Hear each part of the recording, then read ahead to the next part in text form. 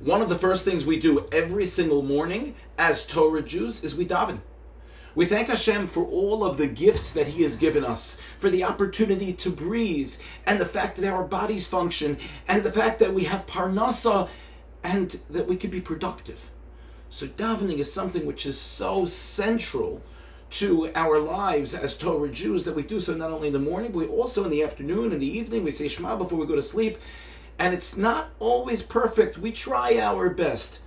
Rav Michal of Zlotchev, Zechat Tzaddik Levracha, would always daven at the very last time that one is permitted to do so halachically. And remember, there is a time for Shacharis, a time for Mincha, a time for Mariv. So, for example, when it came to davening Shacharis, he would wait till the last moment that one is permitted to daven Shacharis, and that's when he would daven. So he was once asked, well, why does he do that? Why does he wait for the very last moment? And this is what he answered. He said, the pasuk in Webdvar Behaaloscha, in our parsha, says that Shevet Dan, the tribe of Dan, was me'asef l'chol hamachanos. What does the word me'asef mean?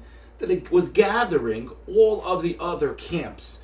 In other words, Chazal tell us that the Shevet of Dan was the last tribe to move when the Jewish people moved from place to place. They were the ones who were all the way in the back, and there was nobody behind them. So they had a tremendous opportunity and a tremendous mitzvah in that they were exemplary when it came to the mitzvah of Hashavas Aveda, of returning items that were lost. Because you have so many people traveling, things of course are going to get lost, people are going to forget things, and everyone knew that they would go to the lost and found of Shevet Dan, of the tribe of Dan, and there they would be able to get whatever it was they were lost, they were able to retrieve it, and people from Shevet Dan would look for the owners of these items. So Shevet Dan was the Ma'asef, was the last one of all of the Machnos, and the Medrash says that they had this beautiful mitzvah that they looked and they took as responsibility in such a precious way to return things to others. So here's what Rav Michal said. He explains that the Jewish people have many tefillos that they offer to Hashem each day. And some of those tefillos may be lacking when it comes to proper focus and the proper frame of mind.